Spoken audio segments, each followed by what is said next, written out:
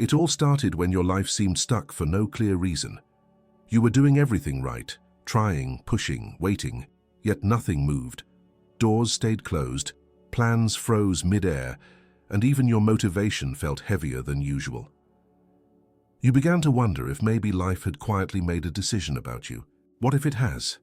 What if the reality around you already knows where you're meant to go and is simply waiting for you to notice the signs?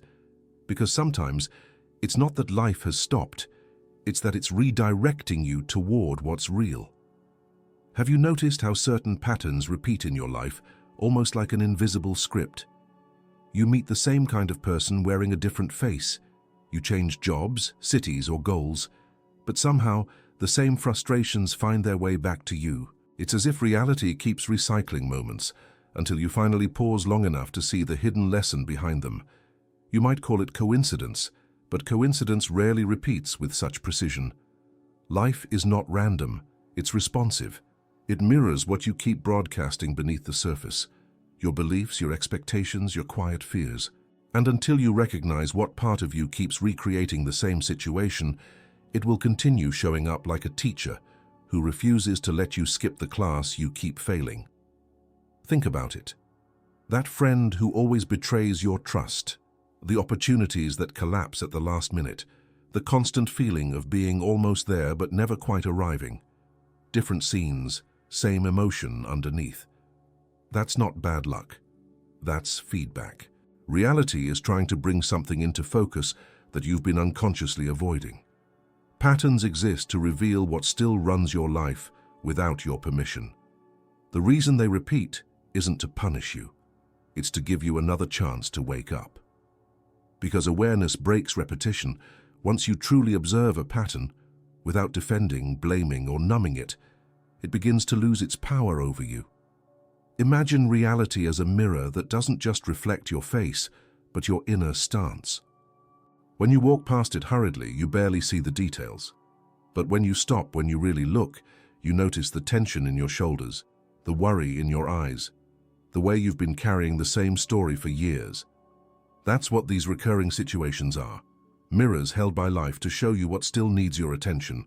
There's a moment, subtle but powerful, when you start noticing the pattern instead of just reacting to it.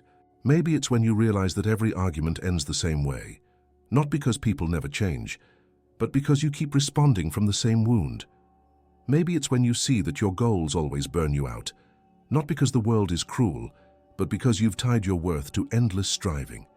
When this awareness clicks, something extraordinary happens. The pattern loses its grip. Because now you're no longer a character trapped inside the script. You're the one reading it. And from that vantage point, you can start to edit the story. But here's the tricky part. Observing doesn't mean judging yourself.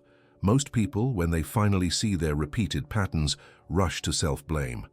Why do I always do this? That's still the ego reacting.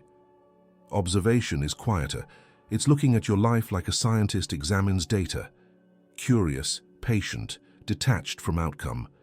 The goal isn't to fix, it's to understand. Because once you understand, the shift happens naturally. Try this. Recall a situation that frustrates you over and over. It could be a type of relationship, a challenge with money, or a recurring emotion like feeling unseen. Instead of asking, "Why is this happening to me again?" ask, "What is this situation showing me about how I see myself?" That single question moves you from victimhood to authorship. And once you start asking that way, life begins to answer differently. The same situations may appear, but they no longer control you. You start to see the subtle choices that feed them, the tone of your words, the timing of your reactions, the stories you tell yourself about what's possible. You start realizing that patterns aren't cages, they're blueprints. They outline the shape of your unconscious beliefs. Change the belief and the blueprint redraws itself. Of course, this process isn't comfortable. Observation always demands honesty, and honesty can sting. It requires you to admit that the common denominator in every repeating story is you. But that's not bad news, it's liberation. Because if you are part of the cause, you are also part of the solution. Sometimes the moment you truly see a pattern, it dissolves without effort. Other times it keeps showing up, but now you respond differently, calmer, wiser, less reactive.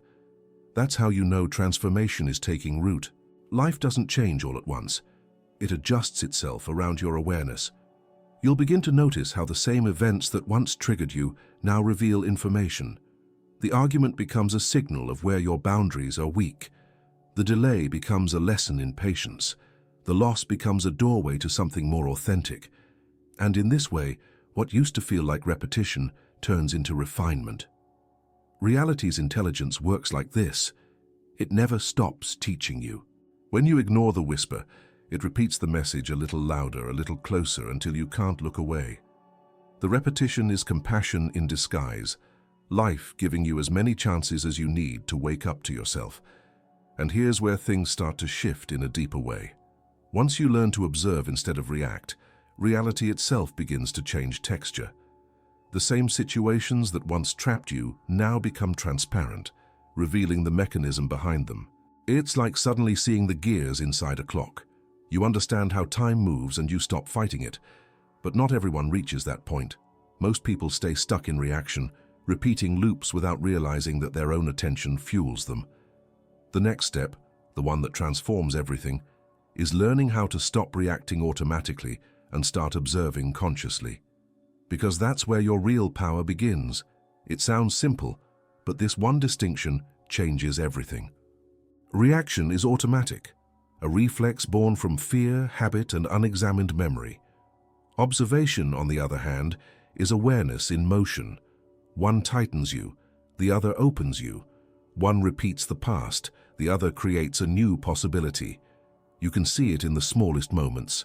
Someone criticizes you, and before you even think, your body tightens, your tone sharpens, your defenses rise.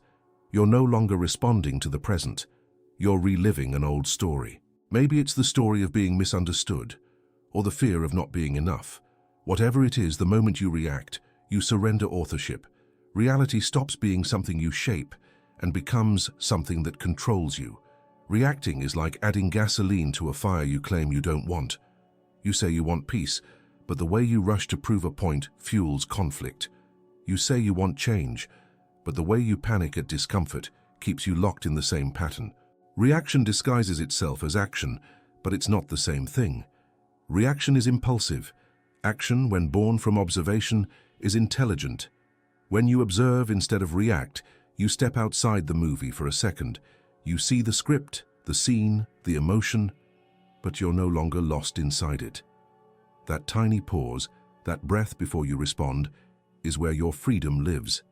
It's the space where transformation begins. Observation doesn't mean being passive. It doesn't mean pretending not to care.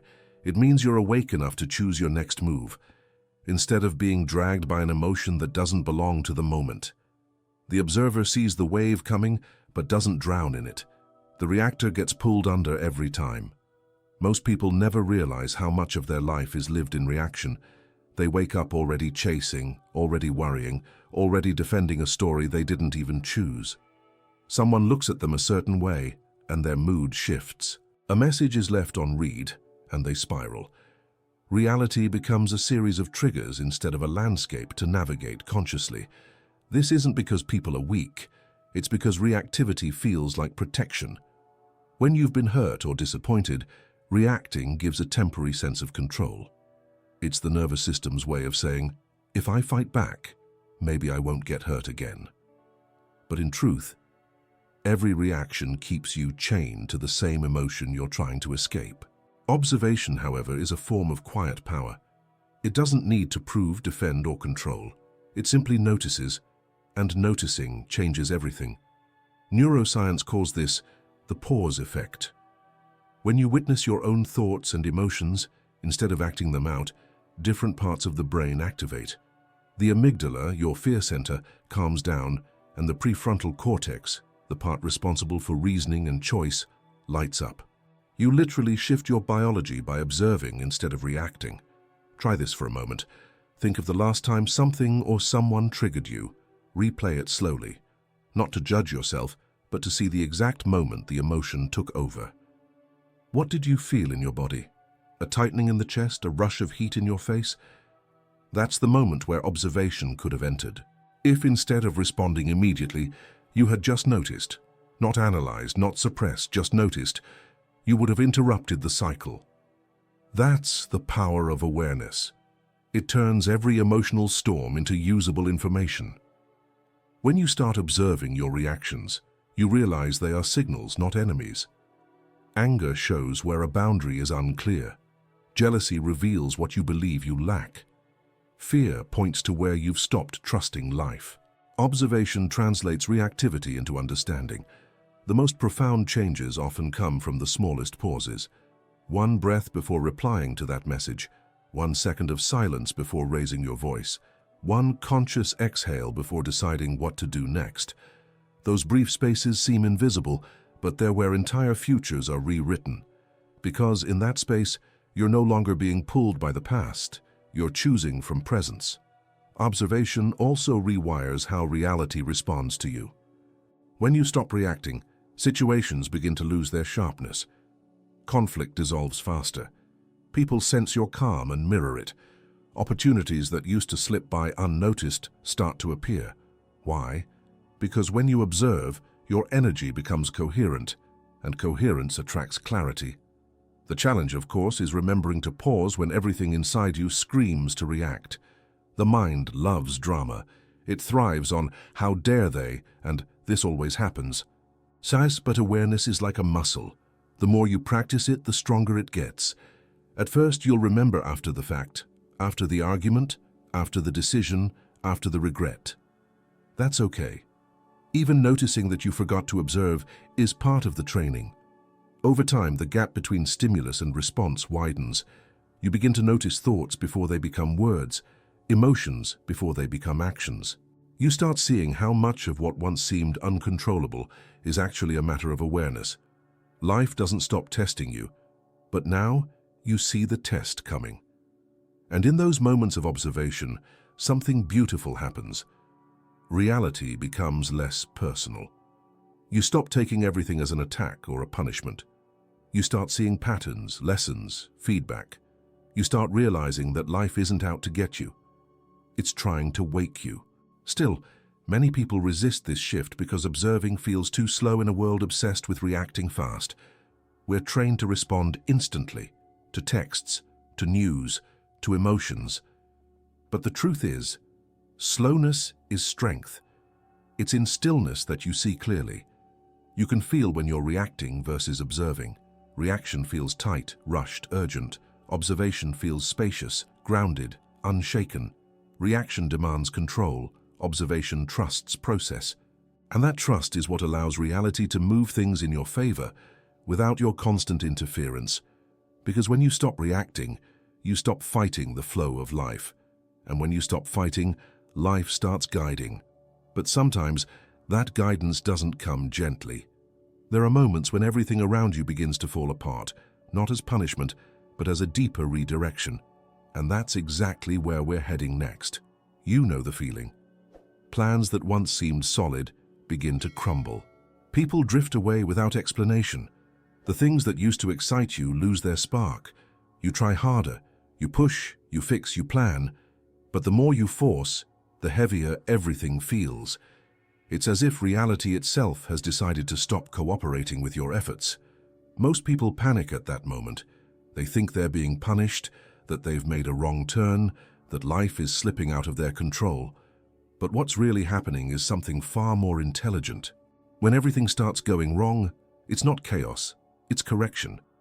It's reality adjusting your path to something your mind can't yet see. There comes a stage when the life you built from survival can no longer hold the person you're becoming. And that's when reality starts dismantling what no longer fits. You might call it a breakdown, but it's actually a breakthrough disguised as loss.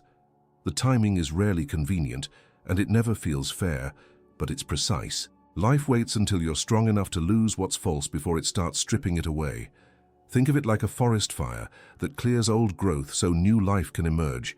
It looks destructive, but it's restorative. The problem is, when you're standing inside the flames, all you can feel is the burning. You can't yet see what's being made possible underneath. There's a kind of intelligence in reality that works through friction. It lets comfort stretch just long enough for you to mistake it for safety, then begins to remove it. not to harm you but to wake you. Because if things never fell apart, you'd never question them. You'd never ask deeper questions. You'd never evolve. Every wrong turn, every closed door, every delayed answer, they all carry the same message. You've outgrown this version of yourself. But the human mind clings to familiarity like oxygen. It tries to glue the old pieces back together instead of asking why they fell apart in the first place. That's where most suffering comes from, not from change itself, but from resisting what's already changing. When things stop working, your first instinct is to fix. But sometimes fixing is the wrong response. Sometimes the lesson is to let the structure collapse so you can finally see what was holding it up. Reality knows exactly which illusions you still depend on, and it dismantles them with surgical precision. You lose a job, not because you failed, but because you needed freedom to redirect your energy. A relationship ends, not because love died, but because truth demanded space. A plan unravels, not because life betrayed you, but because life refused to let you settle. At first, it feels cruel. But later, when the dust clears, you realize that everything that went wrong was actually setting you right. The turning point comes when you stop asking, "Why is this happening to me?" and start asking, "What is this trying to show me?" That question changes the entire vibration of your experience. You stop fighting the correction and start learning from it. You start seeing that chaos is often life's most honest feedback. It tells you exactly where you've been pretending. Sometimes the universe removes your distractions all at once. You feel alone, stripped, uncertain. That emptiness is not punishment. It's preparation. It's creating space for alignment. Because as long as you're filled with what no longer serves you, there's no room for what's meant to arrive. It's easy to look back and see this truth in hindsight. You remember times when you thought you'd lost everything. And now, you wouldn't trade those moments for anything. They built clarity, depth, resilience. But when you're in the middle of it, all you can see is what's falling apart. That's when observation becomes crucial. You can't stop the storm, but you can stop calling it destruction. You can start calling it redesign. And if you look closely, you'll notice that the breakdown follows a rhythm. First comes discomfort, a quiet sense that something isn't working anymore. Then resistance. You try to force the old way to function again. Then collapse. Life removes what you refuse to release. And finally, clarity. The calm after the storm where you realize the loss was never loss at all, but direction. This cycle happens in every layer of life. Relationships, careers, health, identity. It's not a one-time event. It's the pulse of transformation itself. Reality doesn't evolve you through comfort. It evolves you through contrast. Every wrong is a recalibration, every detour a message. It's time to move differently. But here's what's easy to forget. You're not meant to stay in that collapse forever. The point isn't to live in pain or constantly start over. The point is to recognize when life is speaking through disruption and to stop interpreting it as failure. That's the moment you start cooperating with change instead of resisting it. When you can hold stillness in the middle of what's falling apart, you start sensing an invisible order inside the chaos. You start feeling guided instead of cursed. You realize that what's collapsing is not you. It's the version of you that could no longer hold what's next. The more you learn to trust this process, the faster the realignment happens. Life doesn't need to destroy what you're willing to release. It only goes wrong when you cling too tightly to what needs to evolve. And once you begin to see this pattern clearly, another truth becomes impossible to ignore. You are not where you are by accident. You are exactly where you are because this moment, this challenge, this pause, this friction, is showing you what you've tolerated for far too long. It's a hard truth to swallow, but an even harder one to ignore once it lands. Every situation you've stayed in, every boundary you allowed to blur, every maybe later you whispered to yourself, they've all quietly shaped the reality you're standing in now. Life doesn't trap you, tolerance does. What you accept silently, you sign energetically. At first, tolerance feels harmless. You tell yourself it's not that bad. You convince yourself to be patient, to keep the peace, to wait until things get better. You lower your standards little by little, one small compromise at a time, until one day you wake up and realize you've built a life that reflects not your desires but your endurance. You've mistaken surviving for living. Reality doesn't respond to what you wish for, it mirrors what you're willing to settle for. If you keep showing up to situations that drain you, if you keep saying yes when your whole body says no, life assumes you're choosing that experience. It keeps feeding you the same energy you've already agreed to. Not because it's cruel, but because it thinks that's what you've chosen to learn through. Tolerance is often disguised as kindness. You tell yourself you're being patient, compassionate, loyal. But look deeper. Is it love or fear of confrontation? Is it faith or avoidance? Many people stay in unfulfilling circumstances not because they can't leave, but because leaving would force them to redefine themselves. The comfort of familiarity feels safer than the uncertainty of self-respect. Every time you tolerate something that doesn't align with who you are, you teach reality that this is the level you're willing to play at. And reality listens. It calibrates itself around your thresholds. Your unspoken limits, your quiet, it's fine. But nothing changes until you raise the price of your peace. Think about it. The job that constantly drains you, the relationship that keeps circling the same arguments, the habit that numbs more than it heals. They all stay because you allow them to. That might sound harsh, but it's empowering once you see it clearly. If tolerance built this version of your life, boundaries can build the next one. Awareness is the first shift. You start noticing how your energy drops when you walk into certain spaces, how your body tightens when you hear certain voices, how your mind starts defending what your intuition already knows is wrong. That's the language of reality whispering back to you, this isn't home anymore. You don't break patterns by fighting them, you break them by refusing to keep feeding them. The moment you stop tolerating what's misaligned, the system begins to reorganize itself. At first it feels like loss. Friends pull away, opportunities disappear, things you once relied on stop working. But underneath the noise, a higher order is forming. What matches your new level of clarity can only reach you once the noise clears. Most people never realize that what they call bad luck is often accumulated tolerance. They let disrespect slide. They explain away red flags. They keep waiting for others to change instead of changing what they allow. Over time, these small surrenders become a landscape, one where frustration feels normal and peace feels like a luxury. You can tell what you've been tolerating by looking at what drains you. The things that exhaust you daily are not random, they are feedback. Every time you ignore that signal, life amplifies it. Fatigue grows, disconnection deepens. Eventually, reality raises the volume so loud that you can't pretend not to hear. And that's where many people confuse crisis with cruelty. They think life is being unfair when in truth, life is simply enforcing the standards they never set. It's removing what they no longer have the strength to tolerate consciously. You can resist it and suffer, or you can observe it and adjust. Raising your standard doesn't mean arrogance, it means honesty. It's saying, I no longer accept this version of myself who keeps shrinking to make others comfortable. It's saying, I deserve environments that feel aligned with peace, not survival.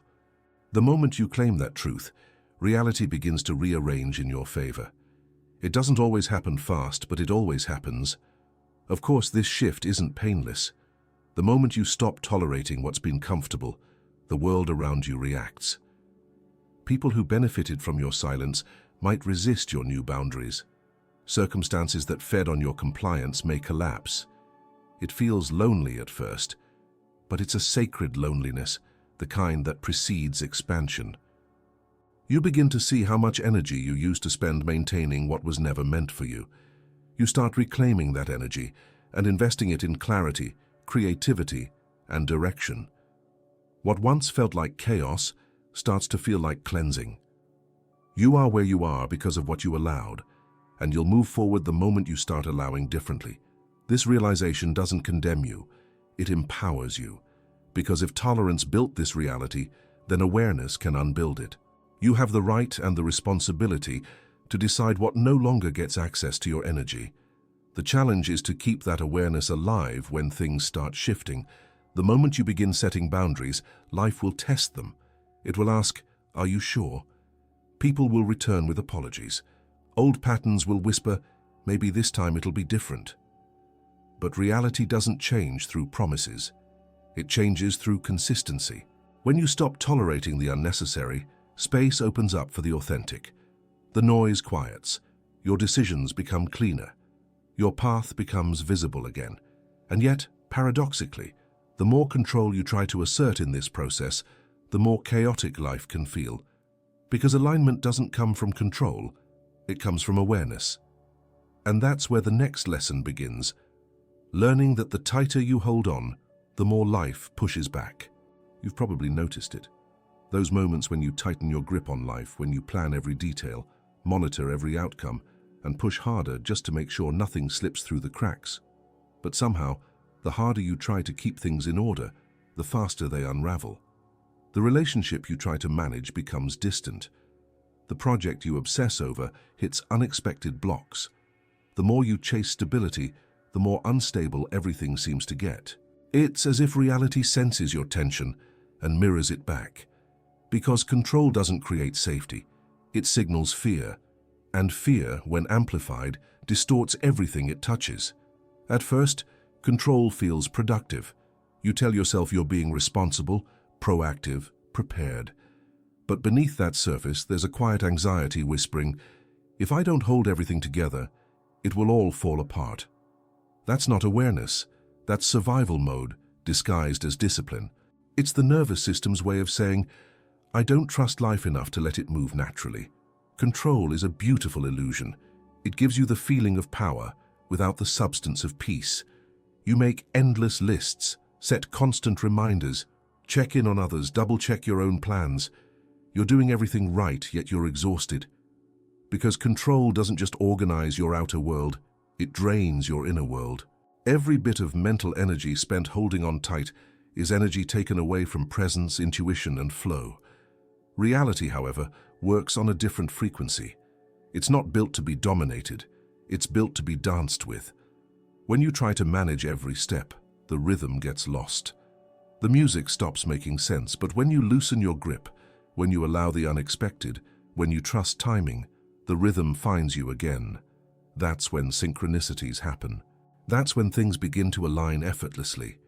Think about the last time you tried to force something, a plan, a relationship, a decision. You pushed, you strategized, you obsessed, and still, it didn't work the way you wanted. But maybe, months later, you realized why. Maybe what you were fighting for wasn't meant to fit the person you were becoming. That moment of collapse wasn't failure. It was recalibration. The paradox is that chaos often increases when you're out of alignment. The tighter you hold, the louder life gets, because reality keeps trying to show you where you're out of flow. It's not punishing you, it's correcting you. The noise you interpret as everything going wrong is often the sound of life breaking apart, what no longer matches your truth. You can feel the difference between control and clarity. Control feels heavy, full of pressure and tension. Clarity feels light, grounded, but open. When you act from clarity, you don't need to force outcomes. You simply move with what's available. You make choices, but you don't demand certainty. You trust that what aligns will remain, and what resists isn't meant to be held. That trust doesn't come from blind faith. It comes from observation, from noticing the countless times life worked out better when you stopped trying to manage it. Think of the opportunities that appeared the moment you let go of the plan that wasn't working. Think of the people who entered your life only after the ones you clung to finally left. The pattern is always there. Control collapses, but surrender rearranges. Still, letting go isn't easy. Control gives you something to do with your fear. It makes you feel active, needed, relevant. The moment you stop trying to control, silence enters, and silence is uncomfortable. It forces you to feel the uncertainty you were trying to outrun. That's why surrender feels like falling at first. But if you stay with it, you realize you're not falling, you're floating. There's a strange kind of intelligence in chaos. It dismantles the structures that were built on fear so that something real can take their place. The job loss that humbles your ego. The relationship that ends when you finally stop fixing it. The delay that reroutes you toward a better opportunity. Each time, life removes what was never truly stable to make space for what is. When you observe rather than control, you begin to see that chaos isn't random. It's responsive. It mirrors the level of resistance inside you. The moments that feel most turbulent often reveal where you've been gripping the hardest. And the instant you soften, mentally, emotionally, energetically, things begin to settle. Not because the outer world changed, but because your inner signal did. Reality has a way of rewarding trust. The second you stop forcing outcomes, small coincidences start to appear. The right person calls, the timing aligns, the pressure fades. It's not magic, it's coherence. When your energy stops vibrating with fear, life stops mirroring it. But this doesn't mean you stop caring or stop taking action. It means your actions come from awareness, not panic. You still move, plan, and decide, but you're not gripping outcomes that were never yours to control. You learn to distinguish between influence and interference. Influence is when you participate with intention. Interference is when you demand certainty. The more you learn to live from observation instead of control, the more peaceful your reality becomes. Because peace isn't the absence of movement. It's the absence of resistance. It's not that chaos disappears, it's that it no longer defines you. You stop reacting to every shift and start reading it like a message. Life is not something to be mastered like a system. It's something to be understood like a language. The moment you stop shouting commands at it, you start hearing what it's been saying all along. Sometimes that message comes through stillness, and sometimes it comes through removal. People, habits, circumstances that fall away with no clear explanation. And that's where the next truth begins to reveal itself. When things start leaving your life without warning, it's rarely a loss. It's usually alignment in disguise. You can feel it when it happens. One day you're close to someone, maybe a friend, a partner, a colleague, and the connection begins to fade. Messages slow down. Conversations that once felt natural turn heavy. Sometimes there's a reason, sometimes there isn't. But the space between you grows until one day you realize they're gone. And no matter how much you replay the story in your head, you can't find a moment that explains it. This is where most people get stuck, trying to solve an emotional equation that doesn't have logical answers. But reality doesn't always remove people through logic. It does it through frequency. When your inner world shifts, the outer world rearranges to match it. It's not punishment, it's resonance. Every person in your life holds a specific vibration, a rhythm of energy, thought, and emotion that interacts with your own. When you begin to grow, to heal, to become more self-aware, that rhythm changes. And when frequencies no longer match, connection becomes friction. Conversations start to feel forced. Silence begins to feel heavy. What you once called chemistry turns into static. Life notices this before you do. It starts to create distance, not because it's cruel, but because it knows that forcing old frequencies to stay together only creates noise.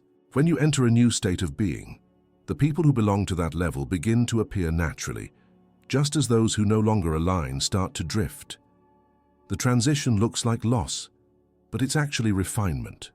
Sometimes the removal is gentle, a slow drifting apart that feels like life quietly rearranging your social map.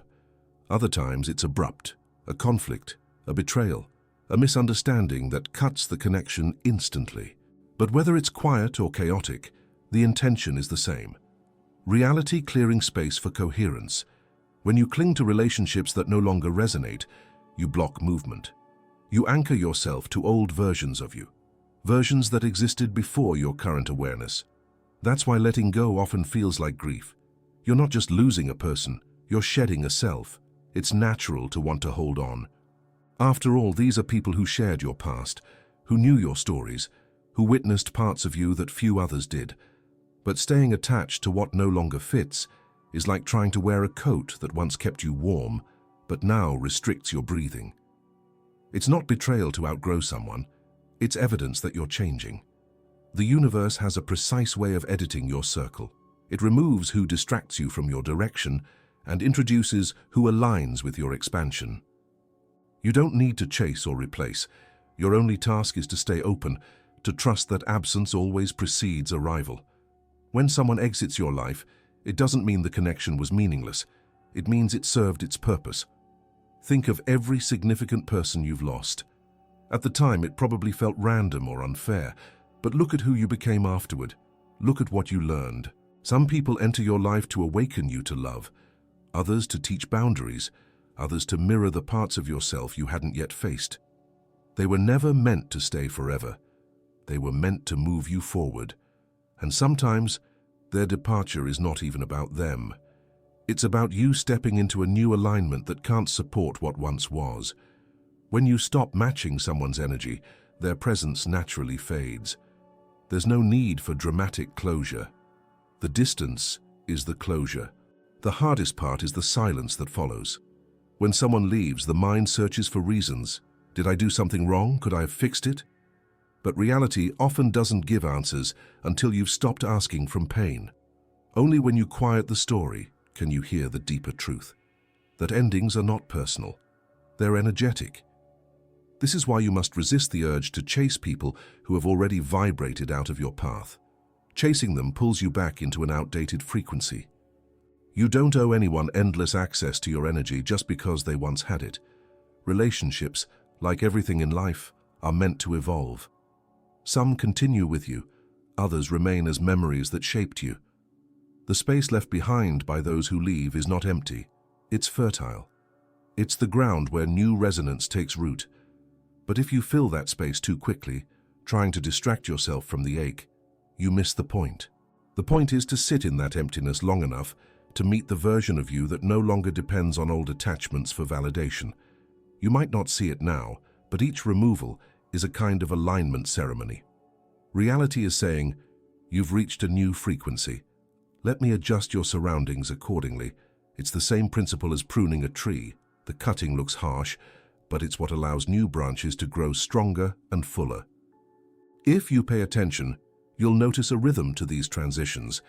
They often come right after deep internal shifts, after you've chosen more honesty, more peace, more awareness. That's when life starts clearing what contradicts those choices. The pattern is precise.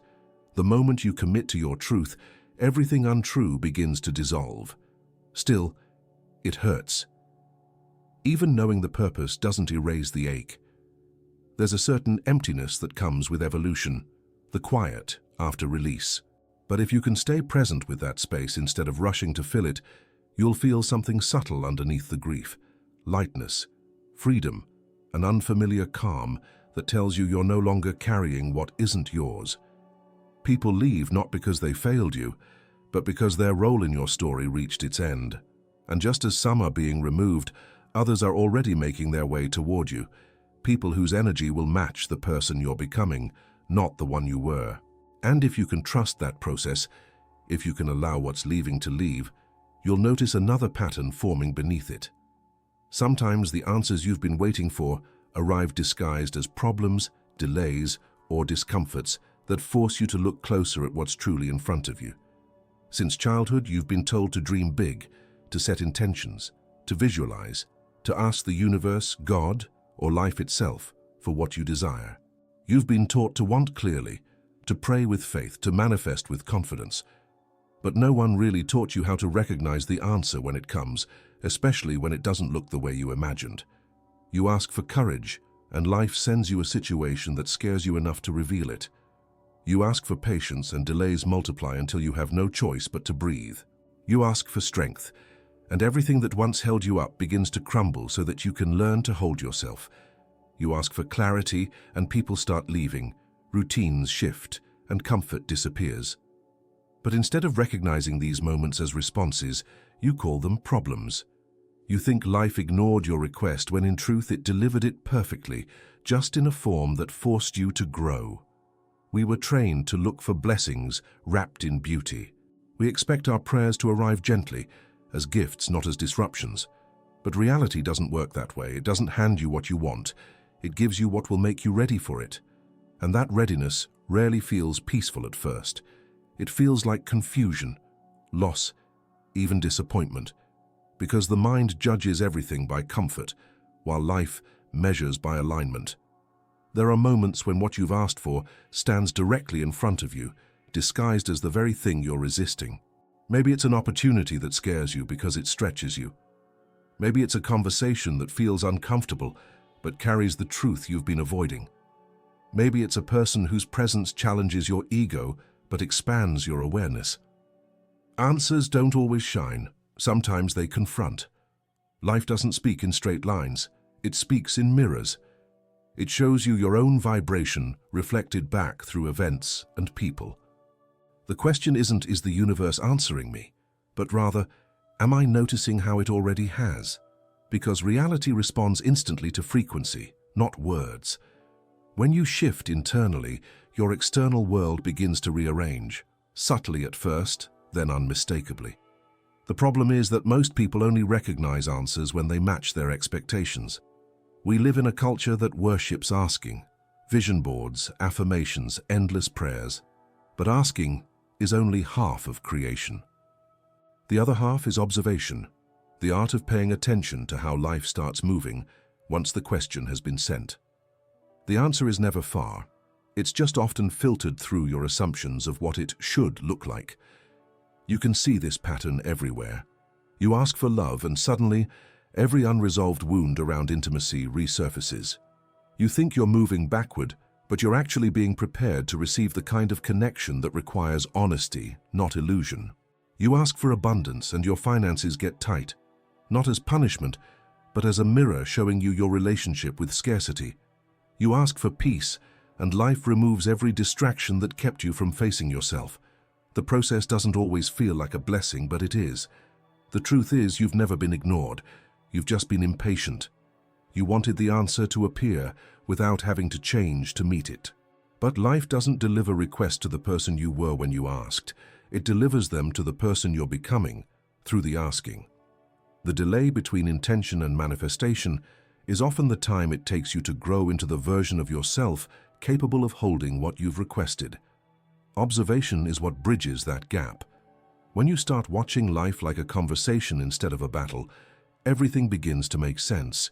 Every no starts to sound like, not this way. Every loss becomes redirection. Every silence becomes incubation. Try remembering a time when something didn't work out, a job, a plan, a relationship. At first it felt like rejection. But months later, when you saw what came instead, didn't it make perfect sense? That's the pattern. Answers often reveal themselves backward, after the emotion has settled. But if you learn to observe while you're still inside the uncertainty, you begin to experience reality as guidance rather than punishment. Life's answers are rarely loud. They're quiet nudges, a sudden restlessness, an unexpected coincidence, a sense of knowing that doesn't explain itself. Observation is how you translate those whispers. The mind wants control, but the observer wants understanding. And once you start noticing the subtleties, you realize that you've been receiving feedback from reality all along. Every delay carries information. Every detour carries direction. Every discomfort points to a deeper truth. When you shift from asking why to asking what is this showing me, you start to see the architecture behind what once looked like chaos. It takes humility to admit that life might be smarter than your plans. It takes awareness to see that what looks like a closed door might actually be protection. And it takes courage to accept that sometimes what you asked for is already here, just not in the form you thought it would be. Reality speaks in contrast. It teaches through opposites. It hides your answers in situations that force you to expand your perception. That's why awareness is so powerful, because awareness lets you decode what surface sight can't. The next time something doesn't go your way, pause before calling it a failure. Ask yourself, if this is the answer to my request, what is it trying to reveal? That single question shifts you from reaction to insight. It transforms confusion into communication, and that communication is constant. Reality doesn't stop responding. It only waits for you to start noticing. Because when you finally begin to notice, you realize something deeper. The real danger is not unanswered prayers. It's living on autopilot, surrounded by answers you've already received but never recognized. It happens quietly. You wake up, check your phone, follow your routine, do what's expected. Days blur into weeks, weeks into months. You move through your life without really being in it. Nothing feels wrong enough to change, yet nothing feels fully alive either. You call it stability, but deep down, it's a slow kind of sleep, a numbness disguised as peace. Autopilot is seductive because it feels safe. It keeps you from the discomfort of uncertainty. It whispers, "This is fine, don't question it." It convinces you that predictability is the same as peace. But peace isn't the absence of movement, it's the presence of awareness. And when awareness fades, life starts shrinking without you noticing. The human mind loves routine. It creates order, efficiency, familiarity.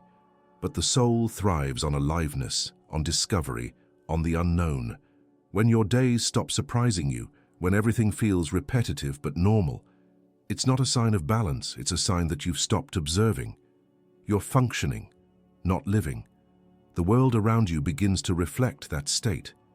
You stop seeing beauty in simple things. You stop noticing synchronicities. People become roles, moments become tasks. The light in your perception dims.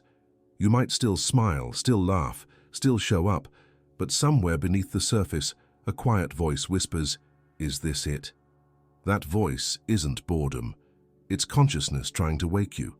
Autopilot doesn't happen overnight. It starts the moment you choose comfort over curiosity.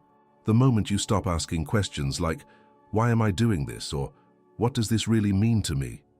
It starts when you trade reflection for distraction, scrolling instead of sensing, reacting instead of noticing. Slowly, you start drifting away from your own life. You can always tell when you're on autopilot, because time moves fast, but meaning moves slow. Days fly, but nothing truly changes. You look back on months that feel like copies of each other. You can't remember the last time you felt something deeply, wonder, awe, or even pain that transformed you. Everything becomes fine. But fine is the most dangerous place you can live, because fine doesn't push you to evolve. It sedates you. Autopilot is the opposite of observation. When you're observing, you notice the smallest details, the tone in someone's voice, the way sunlight falls on your desk, the subtle shifts in your own emotions. You're awake to the signals of reality. But when you're on autopilot, those signals still come, you just don't hear them. Reality doesn't stop speaking, you just stop listening. The danger is that you start mistaking numbness for maturity. You tell yourself you've learned to stay calm, when really you've just stopped feeling. You call your disengagement discipline, your indifference patience, but real peace doesn't come from shutting down emotion. It comes from being present with it. If you look closely, you'll see how autopilot protects you from fear. The fear of change, of loss, of not knowing. It's easier to repeat what's familiar than to face what's uncertain. So you stay in jobs that don't inspire you, in relationships that don't expand you, in versions of yourself that no longer fit. You keep busy enough to avoid stillness, because stillness would make you face the truth. You've stopped living consciously. But here's the paradox. The longer you stay asleep, the louder reality tries to wake you. It starts gently with restlessness. Then come signs, small frustrations, repeated patterns, random disruptions that seem meaningless but aren't. Life begins to rearrange itself to get your attention. When you ignore the whispers, they become knocks. The routine that once gave you safety begins to feel suffocating. That's not failure, it's awakening. You see, life doesn't punish you for falling asleep. It simply refuses to let you stay there forever. It starts shaking the foundations of what you called normal until you realize that comfort and truth rarely coexist for long. Something deeper in you knows when you've outgrown your current level of awareness. And when that happens, reality intervenes. Sometimes that intervention looks like chaos. Things you depended on stop working. People you relied on start acting differently. Plans collapse. It feels like life is turning against you, but in truth, it's just removing what keeps you unconscious. Because every time you wake up from autopilot, every time you remember to observe, something extraordinary happens.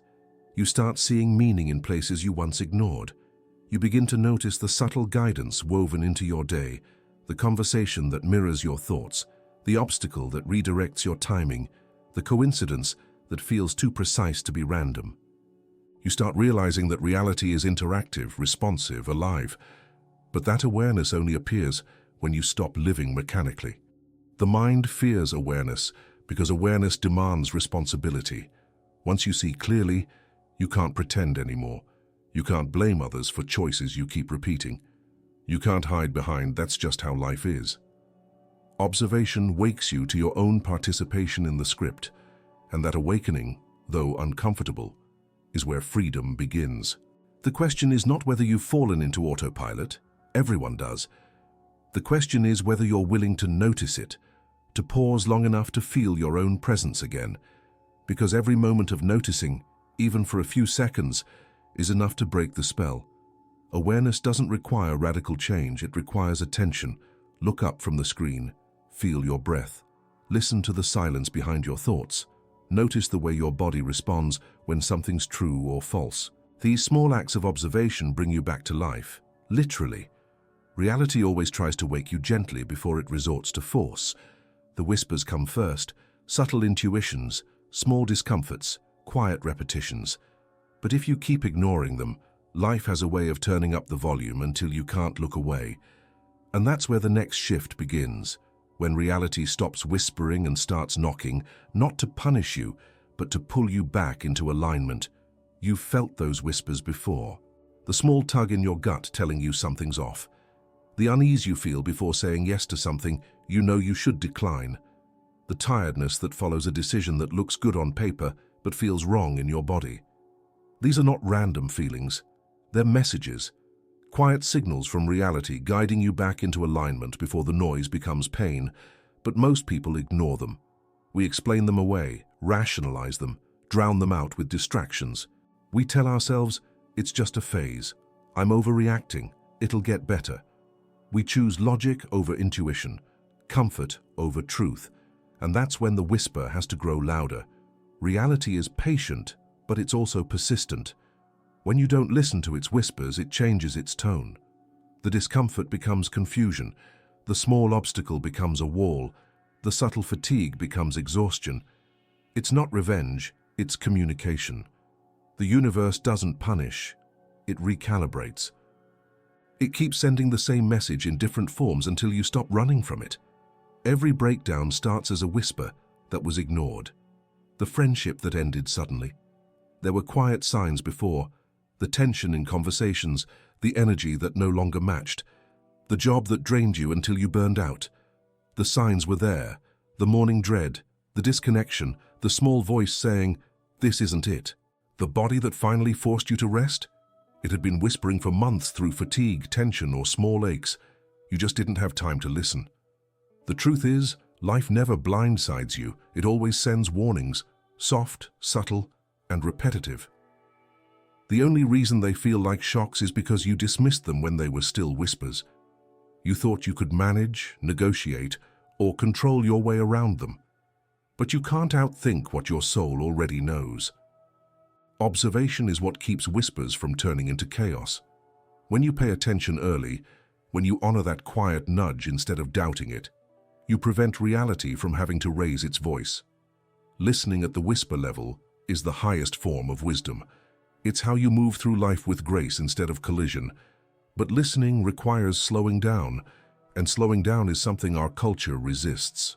We fill every silence, chase every distraction, keep ourselves busy enough to drown out intuition. We live in a constant rush toward the next thing, while the present moment, where all guidance lives, goes unnoticed. The whisper is always here, but to hear it you have to stop moving long enough to feel it. Reality speaks through repetition. If you keep facing the same situation, the same kind of relationship, the same frustration, the same delay, that's the whisper looping until you pay attention. It's saying, there's something here you haven't learned yet. The lesson is not in the drama, it's in the pattern. And when you finally observe the pattern instead of blaming the circumstances, you begin to decode the language of your own reality. The whisper also speaks through emotion. Anxiety, resentment, boredom, they're not just feelings to escape from, they're signals. They tell you where your life has drifted out of coherence. When you suppress them, you silence your internal GPS. But when you listen, not react, just listen, those emotions reveal what needs to change. There's a softness in the early messages of life. They come as subtle dissonance, that moment when something looks fine but feels wrong. The longer you ignore that feeling, the more force reality needs to use to get your attention. What starts as a whisper becomes a conversation, then a confrontation, then a collapse. It's not cruelty, it's necessity, because reality's only goal is alignment, and alignment requires awareness. Sometimes the knock comes as loss, something or someone leaving suddenly. Sometimes it comes as failure, a plan falling apart after you've given it everything. Sometimes it comes as stillness, nothing moving no matter how hard you try. These are not punishments, they are the sound of life breaking through your illusions. They are reminders that you've been living too far from your own truth. The pain of being knocked down is not random, it's precision. Life only removes what's no longer real. It dismantles what blocks your clarity. And though it hurts, there's intelligence in that disruption, because once you fall, you finally stop running. And in that stillness, the whisper becomes audible again. You can feel this moment when it happens, the surrender after resistance, the clarity after exhaustion. It's when you realize that nothing external can fix what requires inner listening. It's when you finally stop asking, "Why is this happening to me?" and start asking, "What is this trying to teach me?" That shift turns the knock into guidance. Listening to reality doesn't mean you'll avoid all pain. It means pain will no longer confuse you. You'll start to see it as information instead of injustice. You'll notice how life always tries to redirect you before it has to disrupt you. The warning signs were there, gentle and consistent, waiting for you to notice. This awareness changes how you move through everything. You stop reacting to every challenge as an attack. You begin to sense the intelligence in timing, the precision in endings, the mercy hidden in delay. You stop fearing the knock because you've learned to catch the whisper. And when you live like that, aware, observant, receptive, something profound shifts inside you. You no longer see reality as an opponent, but as a collaborator. You realize it's not against you. It's communicating with you in the only language it knows: vibration, timing, pattern, repetition. Yet here's what most people never understand. That same force that whispers and knocks isn't trying to break you down. It's trying to bring you into alignment. What looks like punishment is almost always redirection. Life moving you away from resistance and closer to coherence, closer to truth. It doesn't always feel that way, does it? When things fall apart, when people leave, when plans collapse, when silence replaces certainty, it's easy to believe that life has turned on you. That may be you're being punished, ignored, or left behind, but what if what you call rejection is actually redirection? What if what you call chaos is simply your life rearranging itself to match a higher truth you haven't yet accepted? Reality isn't here to hurt you, it's here to wake you. Every disruption, every detour, every delay is an act of alignment in disguise. The problem is that alignment doesn't look peaceful while it's happening. It looks like loss. It feels like failure. It sounds like silence. Because the process of aligning you requires removing what's false, and everything false resists being seen. Think about it. You've prayed for peace, and suddenly you find yourself surrounded by situations that force you to confront your own restlessness. You've asked for clarity, and now every illusion in your life is being stripped away. You've wished for freedom, and now the cages you built out of comfort are breaking open. You've wanted truth, and now people who once made you feel safe are revealing sides that make you uncomfortable. That's not punishment, that's precision. Life gives you what matches your vibration, not your wish list. The reason it feels like pain is because your old self, the version of you built on control, fear, and identity, is dissolving. And the mind doesn't like losing control. It clings to what it knows, even when what it knows is suffering. So when reality starts to realign you, the ego screams, "Why is this happening to me?" But the soul quietly whispers, "Because you're ready." Reality doesn't oppose you, it mirrors you. It doesn't give you what you want, it gives you what you are. When you shift internally, your external world follows suit. It's not instant and it's not always gentle, but it's exact. The people, places, and patterns in your life adjust to match your new level of awareness. Some leave, some transform, some enter. It's all alignment in motion. But alignment often demands honesty, and honesty isn't comfortable. It forces you to face the stories you've told yourself about who you are, what you deserve, and what you're allowed to have. It asks you to stop pretending that the half-life you've built is enough. And so reality starts shaking the ground beneath what's fake until only what's real can remain standing. You might think you've lost your direction when, in truth, you're being placed exactly where you need to be. You might think you're standing still, but you're actually being positioned. Alignment is less about movement and more about matching. Sometimes the universe doesn't move you forward. It moves the world around you until it fits your frequency. That's why patience is a form of wisdom, because what looks like delay is often synchronization. Life isn't late, it's accurate. The events you think are off schedule are happening at the only moment when you're aligned enough to receive their meaning. Every time you resist reality, you create friction. Every time you surrender to it, you create flow. Resistance comes from the mind that believes it knows best. Flow comes from the heart that trusts what it feels. Reality is always working with you, not against you, but you have to meet it halfway. You have to stop treating every challenge like an enemy and start treating it like a teacher. There's a quiet intelligence in how life unfolds.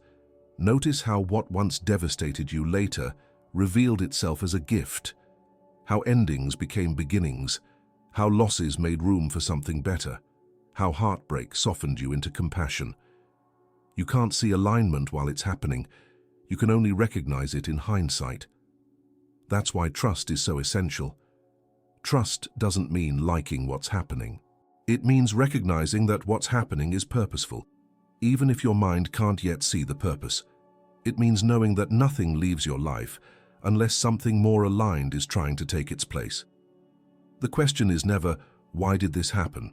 The real question is, what is this trying to make room for? Reality doesn't make mistakes. It mirrors your deepest state of being with exact precision. When you feel lost, it reflects confusion. When you feel clear, it reflects synchronicity.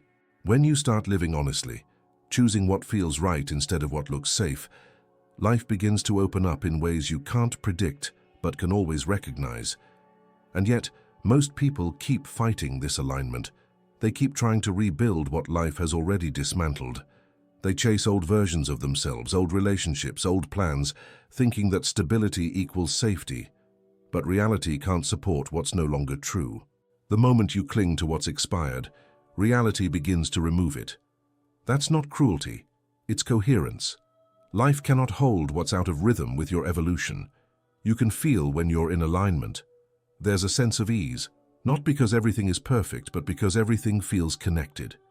You act from clarity instead of reaction. You sense timing instead of forcing it. You begin to trust the unseen more than the predictable. That's when reality stops pushing you and starts moving with you. So when things fall apart, when doors close, when people disappear, remember, it's not rejection, it's resonance. You're being aligned, not abandoned. What's leaving is making space for what's more true. Life is never punishing you, it's preparing you. And as you start to see that every disruption carries intelligence, every delay hides precision, every loss holds direction, something begins to shift. You start to understand that even pain itself isn't working against you. It only appears when you resist what's trying to guide you. The punishment you think you're receiving is actually the gift you asked for, just wrapped in an unexpected way. Life is not trying to break you. It's trying to free you from what you've outgrown. Every ending, every delay, every silence has been guiding you closer to your truth. The lesson is never about loss. It's about recognition. What if everything that felt unfair was actually life answering your request for alignment in a form you didn't yet understand? If this message reached you, write in the comments, "Reality is aligning me, not rejecting me." That's how I'll know you stayed until the end and are ready to live from awareness, not fear. And if this spoke to something deep in you, watch one of the videos appearing on your screen right now. It will take you even further into this kind of clarity and connection.